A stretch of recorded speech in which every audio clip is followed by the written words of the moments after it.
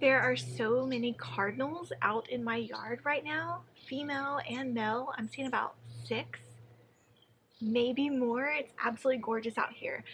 Hi, I'm Melanoma Mom. My friends and my family call me Shawn, and today we're going to talk about should we be wearing sunscreen under our UPF protective clothing. I was diagnosed with, on a more serious note, melanoma skin cancer in January of 2021, and since then I'm on a mission to live my life differently to extend my life and prevent future skin cancer. We all know sunscreen is a huge part of that. As you can see, I am very pale because I no longer go out into the sun. This is actually pretty bold of me right now to sit outside on my screened-in porch. I do have sunscreen on, SPF 30 mineral sunscreen, and it's hot out here. Let me know in the comment section, do you wear sunscreen under your clothing? I tend to wear sunscreen under my clothing. Actually, okay, back up, Shawn. I tend to put sunscreen on my arms as soon as I wake up in the morning in my morning routine, and then throughout the day if I'm going outside I will throw on a UPF jacket or a non-UPF jacket. I have this one linen jacket I'm thinking about, and if I wear it I definitely know I want to wear SPF underneath it because it doesn't have much sun protection. I'd never really thought about whether or not I should be wearing sunscreen under my clothing until I read this article that I got in my email. I bought a black UPF shirt, hoodie, zip-up hoodie, and I bought my daughter a hat from this company called Solbari, which is based in Australia. And so occasionally they send out interesting articles that I read to learn more about how to prevent skin cancer. And one of the questions in the article says, should I be wearing sunscreen underneath my UPF 50 plus clothing? And their answer was, for UPF 50 plus garments, if the skin is completely covered by it, there is no need to apply sunscreen. Application of sunscreen would be of personal preference only. For garments with UPF 30 or lower, there is a recommendation to apply sunscreen underneath.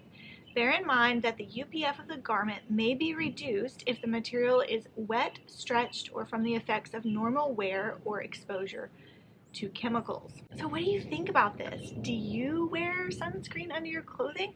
I buy UPF clothing so that I don't have to wear sunscreen underneath my clothing. Like, I don't ever put sunscreen on my stomach, on my back before I go outside. Now I do try and make sure that my non-UPF clothing is either a dark or bright color because I know that reduces the amount of UV rays that go through it, or I wash my light colored clothing in SunGuard, which makes it then UPF 30. But this is saying that for garments with UPF 30 or lower, there is a recommendation to apply sunscreen underneath. You guys, I hate to sound whiny, but I don't want to do that. Plus, when I go outside, I do throw on either a jacket, an additional layer of clothing, or a UPF friendly jacket. And then I'm always in jeans. Like, I got jeans on right now. I'm always in jeans.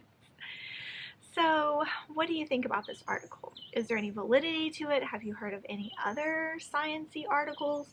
Because this came from, where did this little article come from? I'll link it down below, by the way. It's called the UPF Testing Lab in, I don't know how to say this, ARPANSA, which is the Australian Radiation Protection and Nuclear Safety Agency. That's where this came from. They also answer questions like, what is UPF and why does it matter? Is there a difference between UPF testing in Australia versus the United States? Which, this was interesting. The Australian standard takes into consideration the harsh Australian sun. Evidently, I didn't know this, maybe you did. Evidently, the highest levels of solar UV radiation are south of the equator. That the UV is higher. Right here in South Carolina, I've seen it index will get as high as 11, according to the app on my phone, in the heat of the summer. But that's as high as it goes. If you're from Australia, does the UV index go higher than 11? I'd love to know. So it says they also take other factors such as the Earth's elliptical orbit and atmospheric conditions contribute to higher levels of UV radiation. in the southern hemisphere than the northern hemisphere in the summer seasons. This means that UPF testing to the Australian standard is more conservative than testing to other standards. And we've seen this where some labs will go and test different sunscreens, and like the label will say SPF 30, but really it's SPF 12. So like, what standard are they testing sunscreens?